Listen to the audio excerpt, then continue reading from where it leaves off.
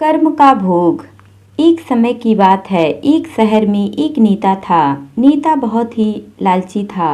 अपने जीवन में उसने कभी भी अच्छा काम नहीं किया और लोगों के साथ गलत व्यवहार करता और हमेशा दूसरों को परेशान भी करता था। सरकार के द्वारा शहर के अच्छे कामों के लिए जो पैसा भेजा जाता, सारा पैसा वह खा जाता था। जनता को परेशान करना और उनका खून चूसना उसकी आदत हो चुकी थी। उसने अपने जीवन में कभी भी नेक काम नहीं किया। कुछ समय बाद उसकी बहुत ज़्यादा तबीयत खराब होने के कारण उसकी मृत्यु हो गई। मृत्यु होने के बाद फिर से उसका जन्म नाग योनि में हुआ, अर्थात वह एक नाग बना।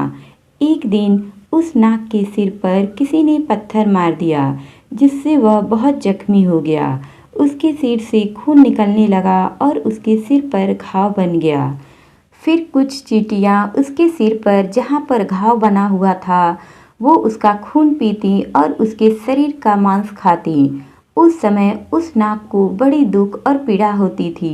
वह अपने सिर को बहुत झटकता कि चींटियाँ भाग जाएं, लेकिन जितना ज़्यादा वो अपने सिर को झटकता उतनी ही ज़्यादा और चींटियाँ उसके सिर आ जाती थीं और उस नाग का खून चूसती और उसका मांस खाती। उसके शरीर से सिर्फ जान नहीं निकल रही थी, बाकी सारी दुर्गति उसके साथ हो रही थी। वह नाग बहुत ही कष्ट में था और मन ही मन भगवान से रोज यही प्रार्थना करता था कि हे प्रभु, मेरी जान ले लो और मुझे इस नाग योनि से मुक्त कर दो। एक दिन उसी रास्ते से एक साधु गुजर रहा था। उस साधु को देखकर उस नाग ने साधु को प्रणाम किया। साधु ने उसकी दुर्दशा देखी, जिससे उस साधु का हृदय पिघल गया। उस नाग ने साधु से प्रार्थना की, हे साधु महाराज, वहीं एक पत्थर पड़ा हुआ है, उस पत्थर को चलाकर मुझे मार दो, जिससे मुझे मृत्यु मिल जाएगी।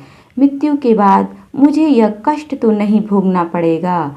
उस साधु ने नाग से कहा कि मैं मार दूंगा तो तुम्हें तो इस योनि से मुक्ति तो मिल जाएगी, लेकिन नाग हत्या का पाप मेरे सिर पर आ जाएगा, इसलिए मैं यह पाप बिल्कुल भी नहीं करूँगा। तब उस नाग ने साधु महाराज से कहा कि ऐसा मैंने कौन सा पाप किया था जिससे मुझे इतना कष्ट भोगना पड़ रहा है। तब साधु महाराज ने कहा कि पिछले जन्म में तुम एक नेता थे और सरकार के द्वारा जो भी पैसा जनता के लिए भेजा जाता था वो सारा पैसा तुम ही रख लेते थे और जनता की भलाई के लिए तुमने कभी भी एक नेक काम नहीं किया।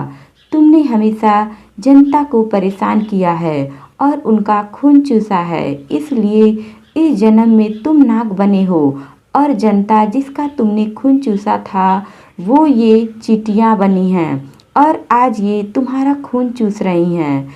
उस नाग को अपने किए हुए बुरे कर्म पर बड़ा ही पछतावा हुआ, लेकिन अब तो कुछ नहीं हो सकता। इसलिए दोस्तों, प्रत्येक मनुष्य को अपने अच्छे बुरे कर्मों का फल भोगना ही पड़ता है। कहानी की सीख। दोस्तों, हमें इस कहानी से यही सीख मिलती है कि हमें कभी भी दूसरों के साथ गलत नहीं करना चाहिए। हमें दूसरों को कभी भी परेशान नहीं करना चाहिए। यदि हो सके तो हमें आवश्यकता अनुसार दूसरों की हमेशा मदद करनी चाहिए। समय रहते दान पुण्य जैसे कार्य करने चाहिए और दूसरों का हमेशा भला करना चाहिए, जिससे हमारा लोक और परलोक दोनों सुधर सके। अच्छे लोगों की इज्जत कभी कम नहीं होती। सोने के 100 टुकड़े करो फिर भी कीमत कम नहीं होती। दोस्तों, कहानी अच्छी लगी तो लाइक करें, शेयर करें, कमेंट करें और चैनल को सब्सक्राइब करें। Thank you.